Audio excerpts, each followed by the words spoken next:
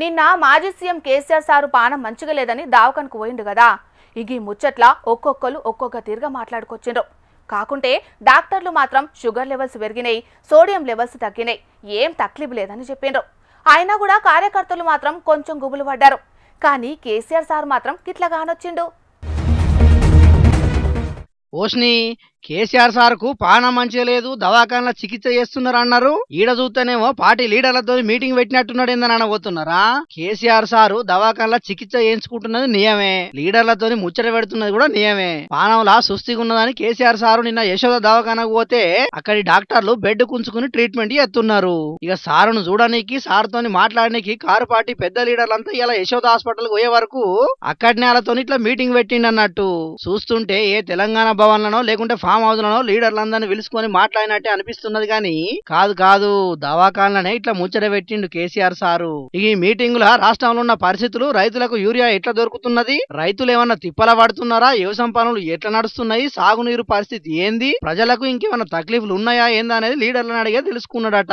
మొత్తానికైతే ఈ వీడియో బయటకు వచ్చే వరకు కేసీఆర్ సారు ఆరోగ్యం గురించి ఏందో రాష్ట్రంలో నోళ్ళు మూతపడ్డైపోండారు అంటున్నారు కారు పార్టీ లీడర్లు కొందరు. కానీ కేసీఆర్ సార్ మాత్రం ఇంట్లున్నా, ఆఫీసులున్నా, ఫామ్ హౌస్ లున్నా, ఆఖరుకు దవాఖానలున్నా ఎవ్వలతో ఏం మాట్లాడాలనుకుంటే అది మాట్లాడతాడు. అక్కడనే దాని తగ్గట్టు అన్ని ఏర్పాట్లు కూడా చేసుకుంటాడన్న ముచ్చట మళ్ళీ నిజం చేసిండు పోండ్రి. మరిగా పార్టీ లీడర్లకు ప్రభుత్వం మీద ఎట్లా పోరాటాలు చేయాలనేది కూడా చెప్పిండో ఏందో తెలియదు గాని చాలా రోజుల తర్వాత మాత్రం కేసీఆర్ సార్ దర్శనం ఇయ్యాల అయింది. మరిగా మళ్ళెప్పుడు బయటకు వచ్చి మాట్లాడతాడో ఏం కథనో చూడాలిగా. పార్టీ మారిన ఎమ్మెల్యేలు ఉన్న నియోజకవర్గాల మొన్నటిదాకా యాన్న ఓకాడ దినాం లొల్లులు, పంచాయతీలు అయితేనే ఉన్నాయి. మరి పార్టీ పెద్దలు చెప్పిండ్రో లేకుంటే వాళ్ళ దాంట్లో వాళ్ళే ఏమన్నా మాట్లాడుకున్నారో తెలియదు కానీ ఈ నడుమ జర ప్రశాంతంగానే ఉన్నది పరిస్థితి అనుకుంటుంటే ఇగో గీసారి గిట్లా మాట్లాడిండు. ఏది ఏమున్నా ఏది లేకపోయినా ఆయన మన పార్టీకి వచ్చిన తర్వాత ఇక్కడ ఉన్నటువంటి నాయకత్వాన్ని అందరినీ కలుపుకోవాల్సినటువంటి అవసరం ఆయనకు లేదు అని ఈ వేదిక ద్వారా మీ అందరికీ తెలియజేస్తున్నాం. ఎందుకు లేదు అని అంటే ఆయన కాంగ్రెస్ పార్టీ కాదు, మరి ఏ పార్టీ నుండో గెలిచి ఈ పార్టీకి రావడం జరిగింది. నేను అట్లా కాదు. కొద్దిమీర అనేటోడు మరి లిజెండ్, ఎక్కడ కూడా ఏనాడు కూడా ఇంకో పార్టీకి నేను ఓటేయలే, ఇంకో పార్టీకి పనిచేయలే, ఇంకో పార్టీకి నేను అది చేయలే. ఇన్నరా కారు గుర్తు మీద గెలిచి చెయ్యి పార్టీల షరీకైన భద్రాచలం ఎమ్మెల్యే తెల్లం వెంకట్రావు సార్ గురించి భద్రాచలం నుంచి ఇది వరకు చెయ్యి గుర్తు మీద గెలిచిన అటవీ అభివృద్ధి సంస్థ చైర్మన్ పోదం వీరయ్య అన్న మాటలు. ఎమ్మెల్యే వెంకట్రావు అసలైన కాంగ్రెస్ మనిషి కాదట. ఆయన ఏంగా నికార్సైన కాంగ్రెస్ పార్టీ కార్యకర్తలు ఇబ్బంది పడుతున్నారట. 10 ఏళ్లు అధికారం లేకుండా పనిచేసిన కార్యకర్తలకు న్యాయం జరగకుంటే ఎట్లా, కొంతమంది చక్కగా పనిచేయకపోవట్లనే నేను ఎమ్మెల్యే గెలవలేదు, అదే నేను గెలిచుంటే నియోజకవర్గాన్ని మస్తు అభివృద్ధి చేద్దునని చెప్పుకొచ్చిండు పోదం వీరన్న. భద్రాద్రి కొత్తగూడెం జిల్లా దుమ్ముగూడెం మండలం కాంగ్రెస్ పార్టీ కార్యకర్తల సమావేశంలో మాట్లాడిన Podem Veeranna BRS party ticket మీద గెలిచి కాంగ్రెస్ పార్టీలో షరీకైన వెంకట్రావును మెత్తడి మాటలతోనే అరుచుకున్నాడు. ఆయన ఏయంగా ప్రజల పార్టీ బదనం అవుతున్నదన్నట్టే మాట్లాడుకొచ్చిండు. ఈ నడమ పార్టీ మారిన ఎమ్మెల్యేల నియోజకవర్గాల పరిస్థితులు జర సల్లబడ్డట్టే అనుకుంటే ఇప్పుడు మళ్ళా కాక విరిగినట్టే అనిపిస్తున్నదుల్లా. మాజీ ఎమ్మెల్యే పోదం వీరన్న, ప్రస్తుత ఎమ్మెల్యే డాక్టర్ తెల్లం వెంకట్రావు ఇద్దరు జర మెత్తడి మనుషులే కాబట్టి ఒక్క భద్రాచలంలో మాత్రమే జర గొడవలు తక్కువ అయితే అని అనుకునేది. కాకుంటే ఇప్పుడు ఆడ కూడా లోలు సురువైనాయి కాబట్టి రేపట్ల స్థానిక సంస్థల ఎన్నికలు కూడా జరగబోతున్నాయి కాబట్టి ఇద్దరు నాయకుల మధ్యలో వారు ఎట్లుండబోతున్నదో చూడాలి మరి. పబ్లిక్ ఇంకో 2-3 వార్తలు మిగిలిన్నాయి. వాటిని చెప్పుకునే దానికంటే ముందుగాల మా రాముల తాతయ్య ఏం చేస్తున్నాడో చూద్దాం పాండ్రి. పని కాల్చలేస్తారా, బట్టలు కూడా మార్చుకోలే గాని సరే ఇక వచ్చినది కాబట్టి ఇక ముచ్చటేందో చెప్తాను. ఇనూరి మంచిగా ఇప్పుడు నేను దగ్గర మన ఊళ్ళో 20-30 ఏళ్ళ కానించాలి మన పార్టీలో పని చేస్తాను.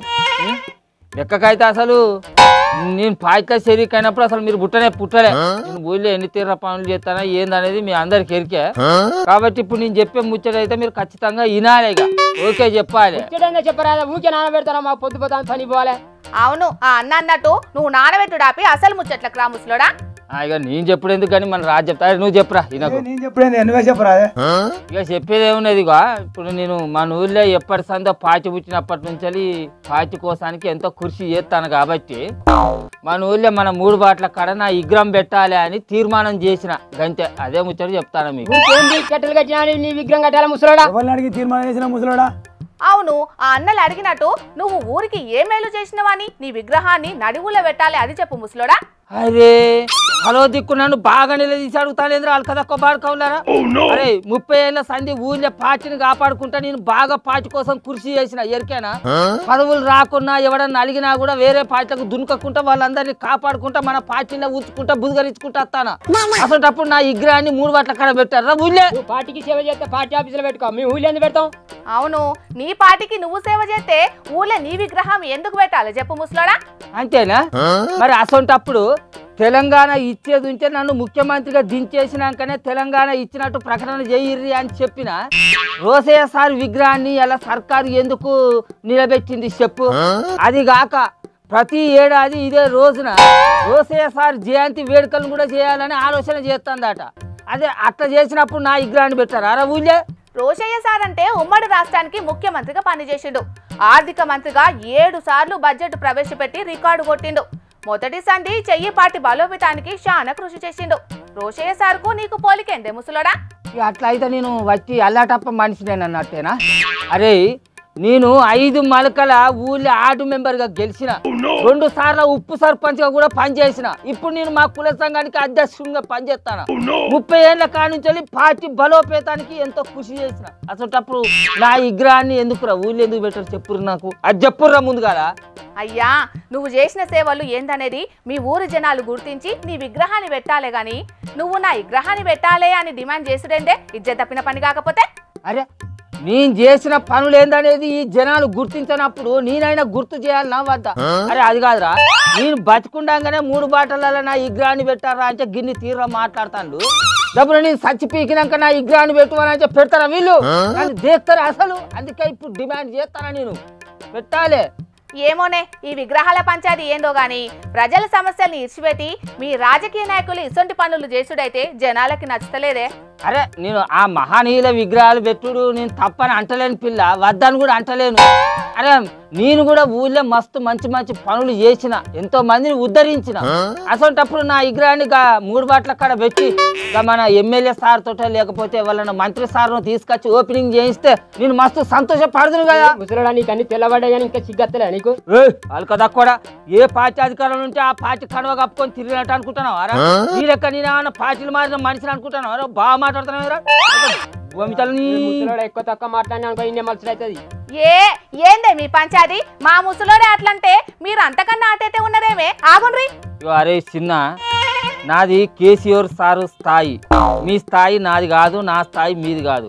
మీది మన ఊరు సర్పంచ్ స్థాయి, మీతోటి మన ఊరు సర్పంచ్ మాట్లాడతారు కానీ మీరు ఇంచాలి బీకురి. ఏంది నీది కేసీఆర్ సార్ స్థాయా? ఈ బట్టలని ఇప్పి చురికించుకుంటా కొడతాం. నువ్వు బట్టలు ఇప్పుడు ఏంద్రా నీ పార్టీ ఆఫీస్ కి వచ్చి నా బట్టలని ఇప్పి చూయిస్తా. ఏం పిక్కురా పిక్కపోయి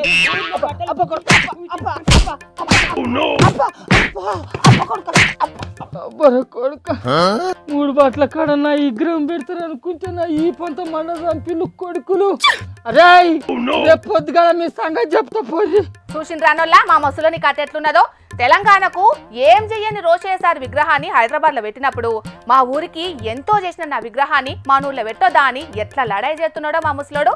ఆయన జనాలకు పాయదా అయ్యే పనులు చేయాలి, అంతేగాని వాడవాడకు తొవ్వకో విగ్రహాలు పెడితే వచ్చేదేమున్నదో తెలియదు గాని ప్రజాధనం మాత్రం వృధా అవుతున్నదని అనబట్టిండ్రు కొందరు. స్థానిక సంస్థల ఎన్నికలు దగ్గర పడుతున్న యాళ్ళ చేతి పార్టీ పెద్ద సభనే పెట్టింది. కాంగ్రెస్ పార్టీ గ్రామ మండల కమిటీ అధ్యక్షులతోటి కాంగ్రెస్ సామాజిక న్యాయ సమరవేడి సభను ఎల్బీ స్టేడియంలో పెట్టింది. ఇక సభల చేతి పార్టీ పెబ్బే కరిగేశారు. సీఎం రేవంత్ అన్న ఏం మాట్లాడిండ్రు, ఏం కథ పురాగా అరుచుకుందాం పాండ్రి. రైతు భరోసా కార్యక్రम किसानों को मदद करने के लिए 15 एकड़ तक कम से कम 70 लाख किसानों के खाते में 8,265 करोड़ रुपए के ఇన్నరా 15 ఎకరాలున్న రైతుల దాకా రైతు భరోసా వేసిందట ఈ సర్కారు. మరి సర్కారు ఎన్ని ఎకరాలున్న రైతులకు పైసలు వేసిందో రైతులకే తెలవాలి గాని ఇక వచ్చే ఎన్నికల గురించి రేవంత్ అన్న గిట్లా మాట్లాడిండు. खड़गे जी, इस मंच से मैं आपको एक भरोसा, एक वादा करना चाहता हूं. आज गांव-गांव से, आदिवासी जिलों से हमारे भाई बहन लोग इधर आ गए. वो विलेज का ग्राम अध्यक्ष है, मंडल अध्यक्ष है, जिला के अध्यक्ष है, इन सब लोगों के दिल मैं देखा, इन लोगों का दिल का धड़कन मैं समझता हूं। इन लोगों के तरफ से आपको मैं वादा करना चाहता हूं, आने वाले चुनाव में 15 parliament seat, 100 assembly seat Telangana में जिताएंगे। दिल्ली को हम 15 पार्लियामेंट एमपी को बना भेज देंगे। 100 एमएलए को जिता के यही दोबारा हम सरकार बनाएंगे। आपके जिम्मेदारी सोनिया जी को, राहुल गांधी जी को, प्रियंका जी को, केसी वेणुगोपाल जी को आप यहां पर लेकर आना। सरकार जिताने का जिम्मेदारी हमारे भाइयों का, हमारा 100 एमएलए से एक भी कम पड़ा मुझे पूछना, 100 से एक भी कम नहीं होने दूंगा, ये मेरा वादा। వచ్చే ఎన్నికల్లో బరాబర్ 100 ఎమ్మెల్యే సీట్లు 15 ఎంపీ సీట్లు గెలిపించే బాధ్యత తీసుకుంటాడట రేవంత్ అన్న. ఒక్క సీటు తక్కువ అయినా నాదే బాధ్యత అని ఢిల్లీ పెద్దలకు భరోసా ఇచ్చిండు రేవంత్ అన్న. ఇక ఉద్యోగాల ముచ్చట్లా గిట్లా మాట్లాడిండు. మొదటి సంవత్సరంలో మా ప్రభుత్వ ఉద్యోగాలలో 60,000 నియామకాలు చేపట్టింది. మీకు దమ్ముంటే, ధైర్యం ఉంటే, చిత్తశుద్ధి ఉంటే మీరు సవాలు విసిరండి. 60,000 మందిని ఇదే ఎల్పీ స్టేడియంలో తెచ్చి తలలు మొత్తం లెక్క పెట్టిస్తా. ఒక్కటి తగ్గినా మీ కాళ్ళ ముందు క్షమాపణ చెప్పి నేను బయటకు వెళ్తా. ఎవరో సవాలెత్తే లెక్క పెట్టుడేంది, ఎంతమందికి ఉద్యోగాలు ఇచ్చిరనే లెక్క పక్కాగా ఉంటది సర్కార్ దగ్గర గాని, ప్రతిపక్ష పోలైనా నిరుద్యోగులైనా అడుగుతున్నది ఇచ్చిన వాటి గురించి కాదు. ఇత్తనని హామీ ఇచ్చిన 2 లక్షల ఉద్యోగాల గురించి అని ఎన్ని మాట్లాడినా రేవంత్ అన్న మాత్రం గిదే లెక్క చెప్తున్నాడు. ఇక సోషల్ మీడియా గురించి గిట్లా అన్నాడు. ఇవాళ ఈడికొచ్చిన వేలాది మంది కాంగ్రెస్ పార్టీ కార్యకర్తలే మా బ్రాండ్ అంబాసిడర్లు. మీరే ప్రచార కార్యకర్తలుగా మారండి, మీరే ఈ ప్రభుత్వానికి బ్రాండ్ అంబాసిడర్లుగా మారండి. సోషల్ మీడియాలో యుద్ధం ప్రకటించండి. మన యుద్ధంలో కల్వకుంట్ల గడి తుణుకలు అయిపోవాలి.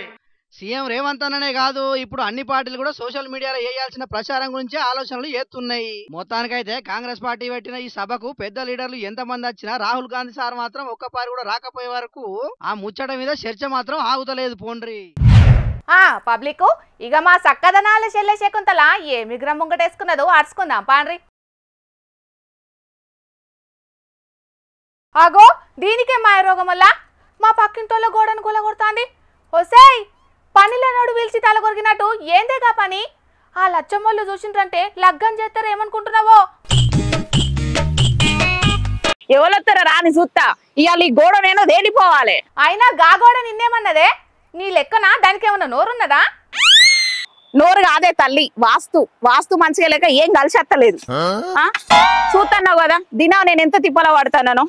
నేను నటించే వీడియోలకి వీసీ అత్తలేవు. ఇక ఇట్లయితే నేను ఎప్పుడు ఫేమస్ అవుతాక్క? అట్లాని గా గోడను కూలగొడితే ఫేమస్ అవుతావా? నువ్వు ఏ సన్నాసోడే నీకు చెప్పినోడు? ఈ గోడ గుల్ల కొట్టి దినా మీ తవ్వంటే ఆఫీస్ కు పోయినంటక్క. రాత్రి కలొచ్చింది, ఒక్కటి రోజులో దునియా మొత్తం ఫేమస్ అయినంట. ఎవరు పాపా నువ్వు? అమెరికా అధ్యక్షుడు ట్రంప్ సార్ పిలిచి వాళ్ళ దేశానికి బ్రాండ్ అంబాసిడర్ గా ఉండమని అడగలేదానే? అడిగిండక్క, నన్ను కాదే నిన్ను అడిగిండు. చిత్రం విచిత్రం. నువ్వు ఫేమస్ అయితే నన్నెందుకు అడుగుతాడే? నీ కారెడ్డాలు పాడుగాను. నువ్వు కారెడ్డం ఆడుకుంటా నన్ను అంటానవానే? కారెడ్డం లేదు, కాకరకాయ లేదు, నా ఒక్కదంతో అయితే లేదు. నువ్వు కూడా ఒక చేయెత్తు. నీకేం దేశల్లే, దేవుడు నోరిచ్చిండు. ఆ లచ్చమ్మలతోటి నేనేడేగుతా. ఆయన పని పాతర పెట్టి జాతర పోతే ఈ వార్తలు ఎవరు చెప్తారే తల్లి? నేనేమన్నా జాతర పోమంటానా? పనికే కదా రమ్మంటన్నా. మంచి గోడగుల్ల కొట్టి ఈ తొవ్వ పెట్టే ఇద్దరం కలిసి ఆఫీస్ కు పోయినాం అనుకో, మస్తు కలిసి వస్తుంది మన ఇద్దరికి. ఇక మన ఇద్దరం మస్తు ఫేమస్ అవుతాం అక్క. ఇక మన ఇద్దరికి తిరిగే ఉండదు. ఇక తిరుగుంటదో ఉండదో గాని ఇద్దరి కొలువులైతే ఊడతాయి ఖచ్చితంగా. నువ్వు గుట్టనాట్లకు పోతావు, నేను ఊరూరా తిరుగుకుంటా కూరగాయలు అమ్ముకుంటా. మస్తు ఫేమస్ అవుతాం ఇక. అవ్వక్క వాస్తు ముచ్చట్ల వాడి కష్టం విలువనే మర్చిపోయిందే. అందుకే నటించు, అవసరమైతే జీవించు, కష్టపడు. మాజీ మంత్రి మల్లన్న లెక్కన ఏదో ఒక రోజు కలిసి వస్తుంది, తప్పక ఫేమస్ అవుతావు. కానీ అదృష్టంగా ఉండాలి కదక్క. అవు అది కూడా నిజమేనే చెల్లె. ఆగో కల్వకుంట్ల కవితక్కను చూస్తున్నావు కదా ఎంత తిప్పల పడుతుందో. మొన్నట్లా జైలుకు పోయింది, నిన్నట్లా నీ చుట్టూరుత దయ్యాలున్నాయే బాపు అని చెప్పేసి కేసీఆర్ బాపు లేఖ కూడా రాసింది. పాపం ఆ మేడంకేం కలిసెత్తలేనట్టున్నది, బగ్గనే కష్టాలు పడుతుంది. అందుకే కావచ్చు ఇల్లు కూడా వాస్తు ప్రకారంగా రిపేరింగ్ చేస్తుందట. ఓష్ని నువ్వు కవితక్కను చూసి ముంగటేసుకున్నావానే ఈ కార్యం? అవునక్క, వాస్తు పండితుని అడిగినా ఆ సంధ్యం పట్టొత్తనే బగ్గ ఫేమస్ అవుతానట. అందుకే ఆ గోడ గూలో కొడుతున్నా. నువ్వు కూడా బరాన ఆర్తలు చెప్పుకుంటారా, మొత్తం ఫేమస్ అయిదాం. ఎవరులా మీరు? లచ్చక్క మీ గోడ గూలో కొడతారు. ఎవరమ్మా మీరు? లచ్చక్క అయ్యింది పోనీ లగ్గం. వాయమ్మో, ఈ కోరిగన్న కొంప ముంచిండే. ఇక లచ్చవ చేతులకు దొరికితే ఇంకేమని ఉన్నదా? జై బాధల వైరు. చూసింది కదా పబ్లిక్ మా సెల్లె శకుంతల వేషాలు. రాజకీయంగా కలిసొత్తలేదని కల్వకుంట్ల కవితక్క జూబ్లీ హిల్స్ లో ఉన్న తన ఇంటి పక్కకే ఉన్న జాగృతి ఆఫీస్కు వాస్తు మార్పులు చేస్తుందటనోళ్ళ. పాత గేటు కూలగొట్టించిందట, పెద్ద దర్వాజకు ఎదురుగా కొత్త గేటు పెట్టించిందట. శ్రావణం సొచ్చుడే ఆలస్యమిగా, నీ దూకుడు సాటెవ్వరు అన్నట్టే ఉంటదని గట్టిగా నమ్ముతాందట అక్క. అట్లని కవిత మేడం చుట్టూట ఉండే లీడర్లు గుసగుసలు పెట్టుకుంటానని మా రిపోర్టర్ అన్న చెప్పబట్టిండు. చూడాలి మరి వాస్తు మార్పుల తర్వాతనన్నా అక్క దిశ మారుతుందో లేదో అనేటిది. కానీ మీరైతే తదిమ వార్తల్ని చూడండి. ఇవాళ కూడా మీకోసం కొన్ని లిల్లీపుట్టు వార్తలు పట్టుకొచ్చినాం, మరి అభిసుతం చూసేయండి. బిడ్డ, ఇది నా అడ్డా అన్నట్టే కలుషిత ఆహారానికి అడ్డాగా మారుతున్నాయి కదా ఈ ఏపీలున్న గురుకులాలు కొని. మొన్నట్లనే హోంమంత్రి అనితక్కకు పెట్టిన బువ్వల బొద్దింకొచ్చింది. నిన్ననేమో తిరుపతి జిల్లా శ్రీకాళహస్తి బీసీ హాస్టళ్లున్న ఆడపిల్లలు కొందరు జర్రివడ్డ ఉప్మా తినే వరకు దావకాన్లా పాలైండ్రు. ఇగియాలేమో శ్రీ సత్యసాయి జిల్లా కస్తూర్బా హాస్టల్ ఫుడ్ పాయిజన్ అయి 20 మందికి మీదనే వాంతులు విరోచనాలైనాయట. మరి పిల్లలు తిన్న దాంట్లో ఏం కలిపి పాడైనరో లేకపోతే ఏమన్నా పాష్పై నేగిన వెట్టి పాడైనరో తెలియదు గాని పాపిరెడ్డిపల్లి కస్తూర్బా హాస్టళ్ల పిల్లలకు ఫుడ్ పాయిజన్ అయ్యే వరకు మస్తు గుబులు పడ్డరట ఆన్లున్న తతిమ పిల్లగాన్లు. వానాకాలంలో వైరల్ జ్వరాలొచ్చిన పేషెంట్లు దావకాన్లకు లైన్లు కట్టినట్టే పిల్లలందరూ ఎట్లున్నారో చూస్తున్నారు కదా. ఈ ముచ్చట్ను బయటికి తెలియకుండా హాస్టళ్లకే డాక్టర్లను విలిపించి ట్రీట్మెంట్ చేపించిండ్రు టీచర్లు. మరి సర్కారు బళ్లల్లో సవలతులన్నీ మంచిగుంటే ప్రైవేటు బళ్లకెవ్వరు ఓరు కదా. గందుకే ప్రైవేటు బళ్ల యాజమాన్యం సర్కారులతోని కుమ్మక్కై గీ గూడుబుటాని చేస్తున్నది కావచ్చని అనవటిండ్రట సర్కారు హాస్టల్ల ఫుడ్ పాయిజన్ ముచ్చట ఎరికైన ఏపీ పబ్లిక్ కొందరు. వరుసగా ఏపీలున్న గురుకులాలలా గింతగనం పిల్లగాన్లు అవస్థలు పడుతున్నా మంత్రి లోకేష్ అన్న నిమ్మకు నీరెత్తినట్టే ఉంటున్నాడు. ఎలక్షన్లకు ముందుగాల సర్కారు బల్ల చదువుకునే పిల్లగాళ్లకు నాణ్యమైన తిండి పెడతామని గొప్పలు చెప్పి ఇప్పుడేమో విద్యా వ్యవస్థలను గాలికి ఇర్చిపెట్టినట్టే చేస్తున్నాడు లోకేష్ అన్న. మొదుగాల రెడ్డిబుక్ రాజ్యాంగం ఇర్చిపెట్టి విద్యా వ్యవస్థ మీద దృష్టి పెట్టాలని అనబట్టిండ్రు గీ ముచ్చట ఎరికైనా పత్తిపచ్చపొల్లు.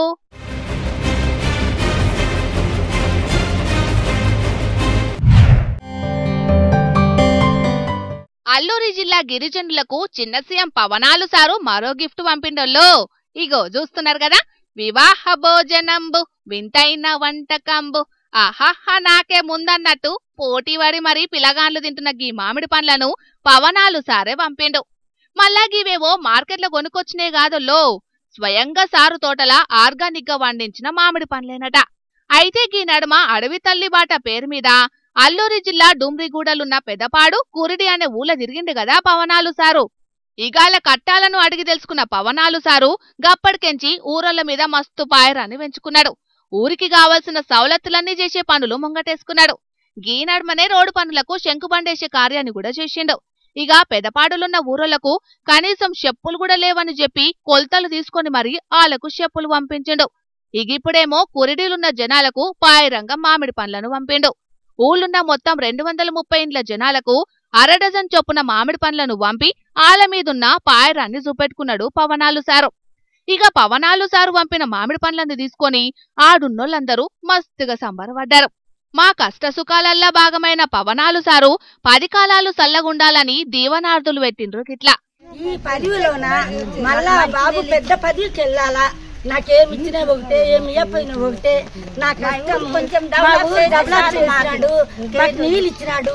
వాళ్ళ తల్లులు పిల్లలు అందరు సవిష్టంగా ఉండాలి. ఇక ఈ వీడియోలు సోషల్ మీడియాలో వైరల్ అయ్యే వరకు గిరిజనులకు వీరమల్లు కానుక సూపర్ అనుకుంటా కామెంట్లు పెడుతున్నారు కొందరు గీ ముచ్చట ఎరికైనా పవనాలు సారు ఫ్యాన్స్. ఇక తెచ్చిన వార్తలన్నీ అయిపోయినాయి. ఇవుల్లా ఇయాల్టి జోర్దార్ వార్తలు. మళ్ళొచ్చే జోర్దార్లా మళ్ళా కలుద్దాం. అప్పటిదాకా చూస్తూనే ఉండండి హెచ్ఎం టీవీ. అట్లనే ఇంకిన్ని మంచి మంచి వార్తల కోసం హెచ్ఎం టీవీ యూట్యూబ్ ఛానల్ని సబ్స్క్రైబ్ చేసుకోండి. ఇసొంటి ముచ్చట్లు ఆడ మస్తుగుంటాయి. అన్ని ముచ్చట్లు మీ దాకా చేరాలంటే తప్పకుండా గంట కొట్టుండి, లైక్ చేయండి, ఈ ముచ్చటను మీ దోస్తులకి షేర్ చేయండి. ఏమంటున్నాం? సరే మరి, టాటా.